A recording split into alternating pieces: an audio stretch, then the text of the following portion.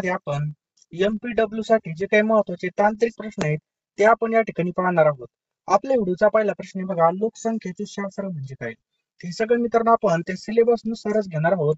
जे काही सिलेबस मध्ये दिले त्यानुसारच आपण या ठिकाणी प्रश्न काढलेले आहे. लोकसंख्या शास्त्र म्हणजे काय? त्यालाच आपण मित्रांनो लोकसंख्येचा अभ्यास असं म्हणतो. त्यालाच लोकसंख्या शास्त्र असं म्हटलं जातं. स्पष्टीकरण जर पाहिलं मित्रांनो, लोकसंख्या शास्त्र म्हणजे मानव समूहांची रचना, वितरण, वाढ, घट यांचे वैज्ञानिक अभ्यास होय. प्रश्न क्रमांक 2 आहे, खालीलपैकी काय प्रश्न आहे बघा, खालीलपैकी जन्मदर मोजण्यासाठी वापरला जाणारा संकेतांक कोणता आहे? याचे बरोबर उत्तर आहे मित्रांनो ऑप्शन क्रमांक 3, एकूण जन्मदर. मित्रांनो लक्षात ठेवा, एकूण जन्मदर याचं उत्तर आहे. बरोबर, एकूण जन्मदर म्हणजे प्रति 1000 लोकसंख्या मागे एका वर्षात झालेले जन्म याचं प्रमाण. प्रश्न क्रमांक 3 आहे, जनगणना किती वर्षातून एकदा घेतली जाते? तर मित्रांनो 10 वर्षातून एकदा जनगणना घेतली जाते. बघा, भारतामध्ये जनगणना दर 10 वर्षांनी घेतली जाते. शेवटची जनगणना कधी झाली होती? 2011 मध्ये जनगणना झाली होती पहा शेवटची. प्रश्न क्रमांक पुढचा पाहूयात. प्रश्न क्रमांक 4 आहे, भारताची 2011च्या जनगणनेनुसार लोकसंख्या किती होती? तर मित्रांनो 2011 याच्या जनगणनेनुसार मित्रांनो आपल्या भारताची लोकसंख्या होती 121 कोटी. किती? 121 कोटी इतकी होती पहा. तर याचा फॉर्म भरला असेल आणि आपला पेपर असेल काय वाचावं सुचत नसेल तर आपल्यासाठी फक्त 199 रुपयाला आपण या ठिकाणी या सगळ्या नोट्स एमपीडब्ल्यू चे अवेलेबल केलेले आहेत पहा. 199 रुपयाला लवकरात लवकर घ्या मित्रांनो, कारण की आता एकदा वेळ निघून गेल्यावर काय उपयोग होणार नाही मित्रांनो. कारण की या ठिकाणी जर पाहिलं दुसऱ्या ठिकाणी भरपूर कॉम्पिटिशन आहे, इथे पण कॉम्पिटिशन असणार आहे, परंतु एकदा नोकरी लागली का आपला सगळा विषय संपतो. फक्त 199 रुपयाला तुम्हाला या ठिकाणी नोट्स भेटणार आहेत. या नोट्स मध्ये तुम्हाला तांत्रिक घटक सुद्धा मिळणार आहेत पहा. बाकीच्या सगळ्या नोट्स आपल्याकडे अवेलेबल आहेत. तांत्रिक घटकासोबत तुम्हाला 199 रुपयाला मित्रांनो या नोट्स असणार आहेत. लवकरात लवकर आपल्याला घ्यायचे पहा. जो काय आपला नंबर आहे 827555 827555 8283 हा जो काय आपला फोन पे गुगल पे नंबर आहे, यावर तुम्हाला या ठिकाणी 199 रुपये सेंड करायचे आणि लवकरात लवकर घ्यायचे पहा. एकही मिनिट व्हायला नाही घालायचं आणि लगेच अभ्यासाला लागायचं आहे. 199 रुपयामध्ये तुम्हाला सगळ्या नोट्स मिळणार आहेत पहा. अतिशय महत्वाचे नोट्स असणार आहेत. आपण बघा पैसे कुठं पण खर्च करतो, परंतु योग्य योग्य ठिकाणी पैसे खर्च केले तर आपल्याला 100% फायदाच होतो मित्रांनो. या ठिकाणामधून आपल्याला नोकरी लागणार आहे. 199 मधून बघा तुम्हाला या ठिकाणी तांत्रिक प्रश्न, बाकीचे सगळे प्रश्न या ठिकाणी मिळणार आहेत. नोट्स मध्ये सगळं अवेलेबल आहे. त्यामुळे काही मिनिटं व्हायला नाही घालायचं आहे. 199 रुपये तुम्हाला दिलेला फोन पे किंवा गुगल पेला किंवा जो काही आपला QR कोड आहे यावर सुद्धा तुम्ही सेंड करू शकता. जन्मदर आणि मृत्यूदर यांच्या फरकाला काय म्हणतात? तर मित्रांनो याला काय म्हणतात? नैसर्गिक वाढीचा दर असं या ठिकाणी म्हटलं जातं. बरोबर. पुढचा प्रश्न आहे मित्रांनो, जीवन अपेक्षा म्हणजे काय? तर जन्मानंतर अपेक्षित आयुष्य याला काय म्हणतात? जीवन अपेक्षा असं म्हणतात. प्रश्न क्रमांक 7 आहे, स्त्री पुरुष लिंग गुणोत्तर म्हणजे काय? तर मित्रांनो ऑप्शन क्रमांक 1, 1000 पुरुषांमागे किती स्त्री आहेत किंवा किती बाया आहेत मित्रांनो, हे याचं उत्तर आहे. प्रश्न क्रमांक 8 आहे, लोकसंख्येच्या घनतेचा अर्थ काय आहे? तर प्रति चौरस किलोमीटर मध्ये राहणारी लोकसंख्या त्यालाच लोकसंख्येची घनता असं म्हणतात. प्रश्न क्रमांक या ठिकाणी पहा 9 आहे, मृत्यू दर कशाच्या आधारे मोजला जातो? तर मित्रांनो प्रति 1000 लोकांमध्ये मृत्यू दर या ठिकाणी मोजला जातो. 0 ते 6 वयोगटामध्ये 0 ते 6 वयोगटामध्ये लोकांचं प्रमाण मोजण्याचं कारण काय मित्रांनो? तर या ठिकाणी जर पाहिलं तर जे काही प्रजनन आहे बघा, ते प्रजनन दराचा अभ्यास करण्यासाठी हे मोजलं जातं. भारतामध्ये सर्वात जास्त लोकसंख्या असलेलं राज्य कोणतं आहे? तर उत्तर प्रदेश मित्रांनो सर्वाधिक लोकसंख्या असलेलं काय बघा राज्य आहे. लक्षात ठेवायचे, सर्वाधिक लोकसंख्या कुठे? युपी मध्ये पहा. बरोबर. नेक्स्ट पहा, सांख्यिकीमध्ये माध्य म्हणजे काय? तर मित्रांनो सर्व आकड्यांची सरासरी बघा, सर्व आकड्याची सरासरी यालाच काय म्हणतात? माध्य असं म्हटलं जातं. पुढच्या टॉपिकवर काही प्रश्न बघू. जैविक कचरा म्हणजे काय? मित्रांनो जैविक कचरा म्हणजे भाजीपाल्याचे सडलेले भाग याला जैविक कचरा असं म्हटलं जातं.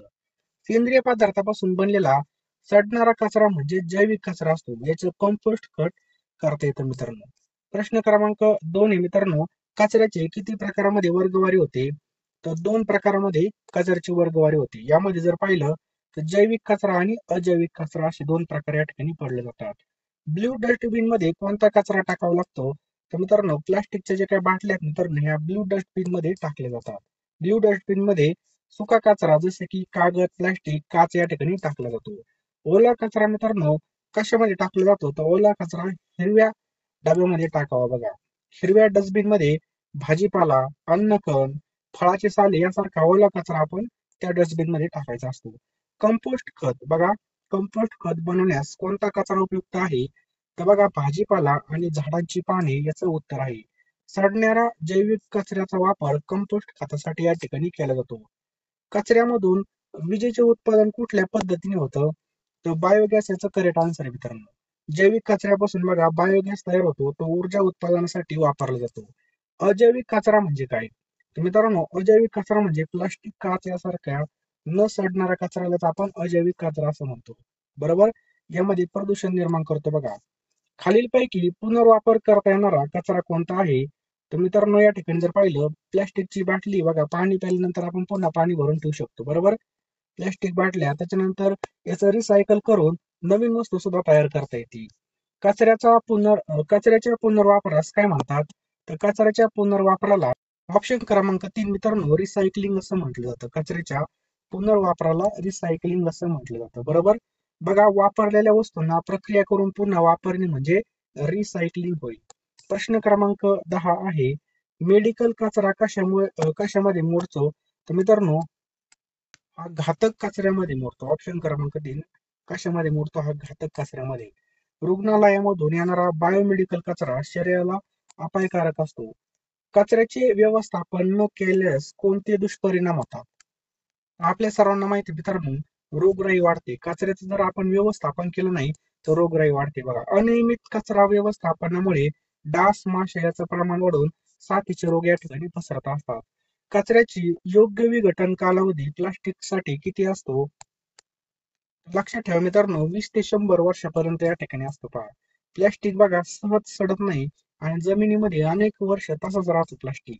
प्रश्न क्रमांक 13 आहे, खालीलपैकी कोणता कचरा कुजतो? तर फळाची जे काही साल आहे मित्रांनो, हे आपल्याला माहिती आहे कुजत असते.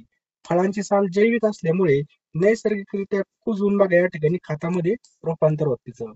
घरगुती कचरा व्यवस्थापनामध्ये सर्वात उपयुक्त या ठिकाणी उपाय कोणता आहे? तर मित्रांनो, या ठिकाणी जर पाहिलं तर कंपोस्ट खत बनवणे. बघा, कंपोस्ट खत या ठिकाणी जर बनवलं तर ते आपल्याला एकदम फायदेशीर ठरतं. घरच्या घरी जैविक कचऱ्याचं कंपोस्ट खत बनवणे हे शाश्वत उपाय या ठिकाणी आहे. नेक्स्ट पहा, 3R या तत्वाचा अर्थ काय आहे? तर बघा, रिड्यूस, रियूज आणि रिसायकल यालाच आपण काय म्हणतो बघा, 3R असं म्हणतो. रिड्यूस, रियूज आणि रिसायकल. बरोबर? हा तत्वज्ञान आपल्याला कचऱ्याचं प्रमाण कमी करण्यासाठी मार्गदर्शक ठरतो. प्रश्न क्रमांक 16 आहे, नगरपालिका कोणत्या प्रकारचा कचरा उचलते? तर आपल्याला माहिती आहे घरगुती कचरा या ठिकाणी घंटागाडी येऊन उचलून जाते पहा. घरोघरी जाऊन बघा, नगरपालिका घरगुती कचरा म्हणजे ओला आणि सुका कचरा या ठिकाणी उचलत असते. प्रश्न क्रमांक या ठिकाणी 17 आहे, व्हर्मी कंपोस्टिंग मध्ये कोणाचा वापर होतो? तर माहिती बघा, गांडूळ खत. बघा, गांडुळाच्या सहाय्याने आपल्याला जैविक कचऱ्यापासून उत्तम खत तयार केलं जातं पहा. प्लास्टिक कचरा संकलन आणि व्यवस्थापन कोणता अधिनियम निर्देशित करतो? त्याचं उत्तर आहे मित्रांनो ऑप्शन क्रमांक 3 प्लास्टिक कचरा व्यवस्थापन नियम 2016 याचं करेक्ट आन्सर आहे पहा. बरोबर? प्लास्टिक कचरा व्यवस्थापन नियम 2016 प्लास्टिकच्या वापरावर नियंत्रण व पुनर्निर्मितीसाठी हे नियम लागू आहेत. प्रश्न क्रमांक 19 आहे, खालीलपैकी कोणते कचऱ्याचे उदाहरण पुनर्वापरयोग्य नाही? याचं उत्तर आहे मित्रांनो भाजीपाला. या ठिकाणी जर पाहिलं, भाजीपाला मित्रांनो पुनर्वापरामध्ये येत नाही, पण त्याचं कंपोस्ट खत या ठिकाणी बनवलं जातं. सुका कचरा वेगळा करणे कशासाठी उपयुक्त आहे? तर मित्रांनो, या ठिकाणी जर पाहिलं, पुनर्वापर आणि खत निर्मितीसाठी याचा उपयोग होतो. खालीलपैकी कोणता कचरा ई वेस्ट मध्ये मोडतो? ई वेस्ट मध्ये मोबाईल आणि संगणक मोडतो मित्रांनो. बघा, वापरात नसलेले इलेक्ट्रॉनिक उपकरणे ई वेस्ट मध्ये मोडतात. आपले जे काही जुने मोबाईल असतील, जुना टीव्ही असेल, जुने जे काय असेल बघा, ते ई वेस्ट मध्ये मोडत असतात. तुमचा प्रश्न मित्रांनो, जैवविविधतेला सर्वात जास्त धोका कोणत्या कचऱ्यामुळे आहे? तर प्लास्टिकमुळे बघा सर्वात जास्त धोका आपल्याला आहे. झिरो वेस्ट संकल्पना काय दर्शवते? तर संपूर्ण कचऱ्याचे पुनर्वापन किंवा विघटन हे या ठिकाणी दर्शवते. संपूर्ण कचऱ्याचं पुनर्वापर किंवा विघटन या ठिकाणी याचं उत्तर आहे बघा. झिरो वेस्ट म्हणजे काही वस्तू टाकू नये, सर्व वापरायची किंवा खत किंवा रिसायकल करायची. घनकचऱ्याचे व्यवस्थापन कोण करतं? तर स्थानिक स्वराज्य संस्था या ठिकाणी घन कचऱ्याचं या ठिकाणी व्यवस्थापन करतं पहा. नगरपालिका, ग्रामपंचायत इत्यादी स्थानिक स्वराज्य संस्था कचरा गोळा करणे आणि विल्हेवाट व्यवस्थापन करत असतात. कोणता कचरा सेंद्रिय खत बनवण्यासाठी उपयुक्त असतो? मित्रांनो, या ठिकाणी जर पाहिलं तर कोणता कचरा सेंद्रिय खत बनवण्यास उपयुक्त नाही विचारलंय. तर नाही म्हणजे प्लास्टिकचे कव्हर बघा, फळाची साल, उरलेलं अन्न आणि झाडाची पाने हे सगळं या ठिकाणी सेंद्रिय खतासाठी उपयुक्त आहे. प्रश्न क्रमांक 28 आहे मित्रांनो, खालीलपैकी कंपोस्टिंग प्रक्रिया कोणती आहे? तर कुजवून खत बनवणे ही काय बघा कंपोस्टिंग प्रक्रिया आहे. बरोबर. प्रश्न क्रमांक 29 आहे, खालीलपैकी कोणता वायू हा कचऱ्याच्या कुजण्यामुळे तयार होतो? तर मित्रांनो, मिथेन हा जो काही वायू आहे या ठिकाणी याचं करेक्ट आन्सर आहे कोणता? मिथेन वायू. कचरा व्यवस्थापनासाठी कोणती कृती उपयुक्त आहे? तर पोस्टर बनवणे ही एक अतिशय उपयुक्त आहे मित्रांनो. विद्यार्थ्यांमध्ये जागृतीसाठी पोस्टर, निबंध, चित्रकला इत्यादी उपयुक्त ठरत असतात. बायोमेडिकल वेस्ट कोणत्या डस्टबिन मध्ये टाकतात? तर बायोमेडिकल हे पिवळ्या डस्टबिन मध्ये टाकले जातं. जर आपल्याकडे शौचालय नसेल तर कोणता रोग होऊ शकतो? तर मित्रांनो, या ठिकाणी कॉलरा रोग आपल्याला पसरू शकतो बघा. उघड्यावर जर आपण संडास केली किंवा शौच केलं तर पाण्यामधून कॉलरा आणि इतर पाणीजन्य रोग आपल्याला पाहायला भेटत असतात. सार्वजनिक आरोग्य व्यवस्थेमध्ये स्वच्छता कोण ठरवतो? तर बघा, सार्वजनिक आरोग्य व्यवस्थेमध्ये स्वच्छता कोण ठरवतो? तर या ठिकाणी उत्तर मित्रांनो ऑप्शन क्रमांक 3 आरोग्य निरीक्षकाचं उत्तर आहे. बरोबर. नगरपालिकेमध्ये आरोग्य निरीक्षक स्वच्छतेची जबाबदारी घेत असतात. प्रश्न क्रमांक 55 आहे, शहरातील नाल्यांची योग्य स्वच्छता का महत्वाची आहे? कारण की या ठिकाणी डासाचं प्रमाण वाढतं म्हणून या ठिकाणी अतिशय महत्वाची बघा. WHO च्या मते स्वच्छ पाण्याचे प्रमाण किती लिटर, किती व्यक्ती आणि किती दिवस आवश्यक आहे? तर मित्रांनो, या ठिकाणी जर पाहिलं तर ऑप्शन क्रमांक 4 आपलं उत्तर मित्रांनो 100 लिटर या ठिकाणी उत्तर आहे. प्रश्न क्रमांक 57 आहे, सॅनिटेशन म्हणजे काय? तर मित्रांनो, घाण दूर ठेवणे आणि स्वच्छता राखण्याचं उत्तर आहे. मित्रांनो, तुम्ही अजून सुद्धा आपलं 199च्या पीडीएफ घेतले नसतील तर लवकरात लवकर घेऊन टाका बघा. अतिशय महत्वाचे या ठिकाणी पीडीएफ असणार आहेत. लवकरात लवकर घ्यायचे आहेत आणि लगेच अभ्यासाला लागायचं आहे मित्रांनो. त्यामध्ये तुमचा एकही मिनिट व्हायला जाणार नाही, योग्य डायरेक्शन अभ्यास होणार आहे. यामध्ये तुम्हाला तांत्रिक घटक सुद्धा मी देण्यात आलेले आहे. पहा, बघू शकता मित्रांनो, तांत्रिक प्रश्न सुद्धा समावेशी 199 रुपयामध्ये तुम्हाला हे सगळं मिळणार आहे. त्यामुळे लवकरात लवकर तुम्ही मेसेज करा आणि लवकर घेऊन टाका. आणि मित्रांनो, या प्रश्नाचं उत्तर तुम्ही कमेंट बॉक्स मध्ये नक्की टाईप करा. घनकचऱ्याची विल्हेवाट न झाल्यास काय होऊ शकतं? याचं उत्तर नक्की कमेंट बॉक्स मध्ये टाईप करा आणि 199च्या नोट्स तुम्ही लवकरात लवकर आता फोन पे मध्ये जा, पेमेंट करा आणि लगेच घेऊन टाका आणि लगेच अभ्यासाला लागा.